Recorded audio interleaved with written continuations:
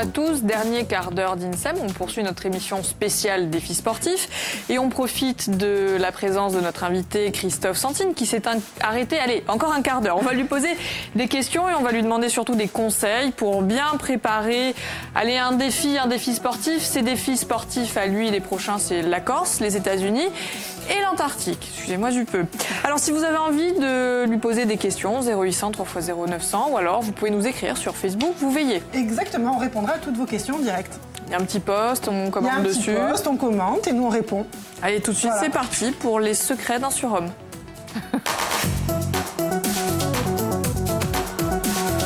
Ça va Christophe? Ça va. Toujours bien? Oui, oui, très bien. Pas trop perturbé d'être assis sans faire quelque chose. Alors, on était en train de parler de votre prochain défi, l'Antarctique. Oui. L'Antarctique, donc, ce sera quand? Alors, ça sera en fin d'année 2018, donc fin novembre, début décembre. Et ça va se passer dans quelles conditions? Donc, ça sera une course de 7 jours, donc avec un jour off. Et comme je l'ai dit, en autosuffisance, donc avec tout un pactage, donc le sac de couchage, l'alimentation pour les 6 jours. Et donc, le point de départ est le Chili. Et ensuite, on attend la fenêtre météo pour partir sur l'Antarctique, sur la péninsule antarctique. Donc, des conditions climatiques extrêmes. Voilà, donc il faut savoir que c'est la période estivale entre novembre et janvier, mais on est quand même à des températures de moins 40. Hein. Moins 40. Voilà, et comme c'est quand même un continent qui est très venteux, en ressenti, on arrive des fois à moins 50, moins 60.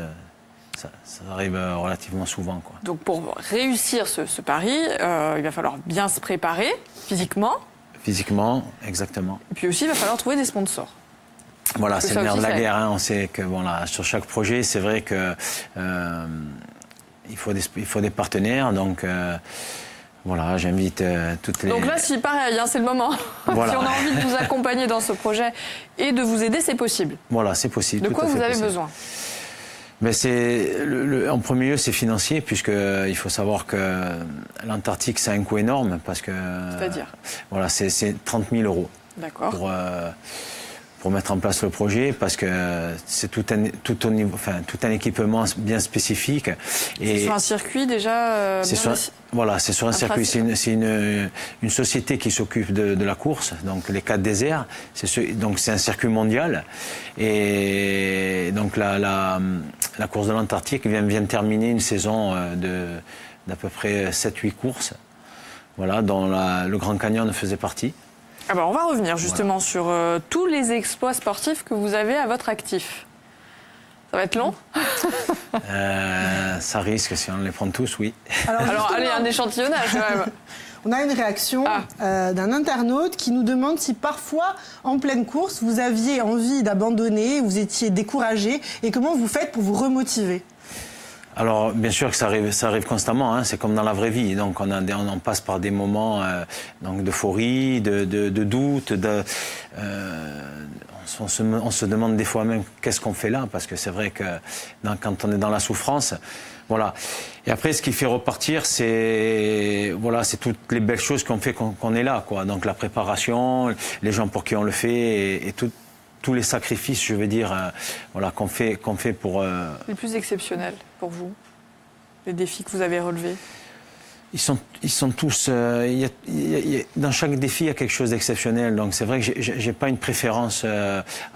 Si j'avais une préférence, ça serait celui avec Kevin, parce que voilà, on a partagé Donc l'Ironman de Nice. Voilà, l'Ironman de Nice, on a partagé vraiment l'aventure à deux. Mais c'est vrai que sinon, j'ai pas de défis. Donc on a bien compris, les 36 heures à vélo enfermé dans une salle, c'est pas le meilleur des souvenirs. Non, mais bon, après le positif, c'est qu'on travaille du coup le mental. Pour les autres, le mental. Ouais. On travaille le mental, puisque là du coup, il y a que ça. Hein, on profite pas comme aux États-Unis là du paysage, donc c'est vraiment. Alors les États-Unis, il y a eu la traversée du Grand Canyon.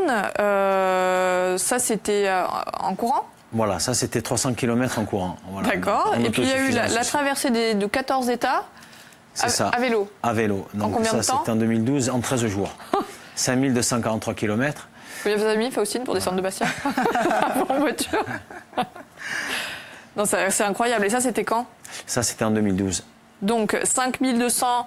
43 km. Pour être exact, en 13 jours. En 13 jours. 14 États, 13 jours. 2016, pardon. 2016, d'accord. Alors, avant d'en arriver là, il a bien fallu commencer par pratiquer un sport. Vous avez choisi lequel? Alors, je suis tombé dedans assez rapidement. J'ai commencé, bon, comme beaucoup de monde, par le ballon.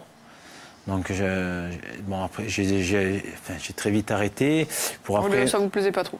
Non, parce que je suis plutôt individuel. Donc, que collectif, d'accord. Que collectif. Et donc j'ai pratiqué les arts martiaux pendant une vingtaine d'années. Voilà, donc j'ai un peu mais ça pratiqué ne plusieurs pas. sports. Mais non, c'est très bien. Mais après, il arrive à un âge dans les arts martiaux où prendre des coups, on supporte de moins en moins, ou on encaisse de moins en moins. Donc, en 2003, après, j'ai bifurqué sur le triathlon. Voilà, et j'ai jamais pu arrêter les sports d'endurance, quoi. Alors, qu'est-ce qui vous a donné envie un jour de relever un défi extrême? Le défi extrême, c'est un peu personnel, c'est-à-dire qu'on veut essayer de dépasser ses limites, d'essayer de voir jusqu'où on peut arriver. Et donc, ça s'est fait progressivement. Donc, j'ai attaqué par un petit triathlon. Donc, j'ai voulu essayer. Et après, c'est empirique, on essaie d'essayer un peu le gros. Et donc, quand on arrive à l'Ironman, c'est la plus grosse version du triathlon. On se dit, tiens, pourquoi pas en essayer d'enchaîner 2, 3, et voilà, et après, donc... Vous en avez combien, votre 5, c'est ça 5 Ironman? Enchaîner? Non, pas... enchaîner. Ah, enchaîner. Excusez-moi.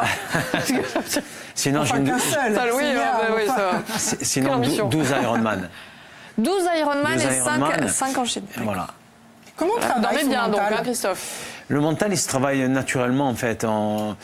Je le disais tout à l'heure, quand on se lève le matin à 5 heures pour faire sa séance, naturellement, on travaille aussi son mental. Hein. Donc, je pense que c'est dans le travail. Dans le quotidien. Voilà, dans le quotidien, dans le travail, que le mental se forge, quoi. Alors, avant de noter précieusement vos conseils, Faustine, vous aviez envie d'interpeller Christophe sur une suggestion. Allez, une idée pour bien se préparer. Alors exactement, je voulais vous parler d'un type d'entraînement qui a le vent en poupe en ce moment, ça s'appelle le crossfit.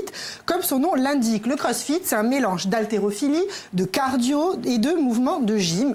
Avec le crossfit, on développe sa force, son agilité, sa coordination et sa souplesse. L'idée du crossfit, c'est aussi de faire des mouvements qui nous servent au quotidien quand on monte ses courses, par exemple, ou qu'on prend son bébé au bras.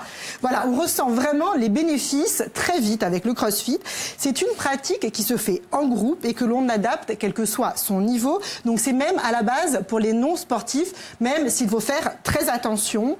Il y a un aspect ludique très important, il y a généralement une bonne ambiance dans les salles de CrossFit. L'entraînement dure 1 heure et se fait sous forme de circuit, parfois même en équipe. On peut se servir d'haltères, de poids, de barres, de ballons. On travaille aussi avec le poids de son propre corps. Alors le CrossFit, c'est un label. Il y a 2 salles labellisées en Corse, une à Bastia et une à Ajaccio. Il y a d'autres salles qui, sans être labellisées, pratiquent le CrossFit. C'est vraiment à la mode. Et voilà, et je voulais savoir ce que vous en pensiez, justement. Moi, si vous voulez, je l'intègre dans ma préparation parce que... Comme vous l'avez dit, c'est assez ludique, c'est facile à mettre en place et c'est très complet puisqu'il y a de l'endurance aussi, puisqu'on enchaîne des mouvements. Voilà. Après, la spécificité du CrossFit, c'est vraiment de bien encadrer quand on débute, d'avoir un bon coach. C'est vraiment important parce que c'est des gestes d'haltérophile et il y a des placements de corps qu'il faut avoir du gainage. Et donc, c'est vraiment très important d'avoir quelqu'un qui vous conseille. C'est pas de se faire mal. Voilà, il ne faut pas vouloir aller trop loin, trop vite. Voilà, exactement. Parce vous êtes fan, hein? Moi, j'aime beaucoup, c'est vrai, j'aime beaucoup. Vous n'êtes jamais fait mal? Non. On touche du bois, donc ça veut dire que vous êtes bien encadré. Voilà, exactement. Alors, pour ceux qui auraient envie de se lancer des défis, alors peut-être pas comme vous, Christophe, aussi extrême, mais quoique des petits défis personnels. Pour y arriver, pour atteindre l'objectif qu'on se fixe, il y a la préparation physique. Oui. Donc ça veut dire quoi? Un entraînement régulier? Voilà, pour se lancer un défi, il faut commencer par aller, on va dire, 2 entraînements mini par semaine, voire 3. Voilà, c'est pour commencer. J'aime bien le pour commencer. Voilà. Après ça va dépendre de la barre qu'on se met. veut aussi. Voilà, exactement, et de quel défi. Mais je pense que la première chose au départ, c'est de le vouloir, quoi. Donc le vouloir, une bonne récurrence, bonne fréquence au niveau des entraînements. Exactement. Il y a la préparation mentale. Parce que le physique, c'est une chose, mais ça ne suffit pas. Donc il faut réussir. Comment est-ce qu'on se conditionne mentalement ? Mentalement, mais comme je l'ai dit, c'est au quotidien, justement, au niveau des séances, quand on a des séances qui sont un peu plus difficiles ou à des heures qui ne sont pas comme le matin très tôt, de se forcer à aller, à faire des choses. Donc se faire un peu mal, mais pas se blesser, quoi. C'est se bousculer. Voilà, exactement. Quels conseils on pourrait donner à ceux qui, par exemple, sont très bons à l'entraînement ?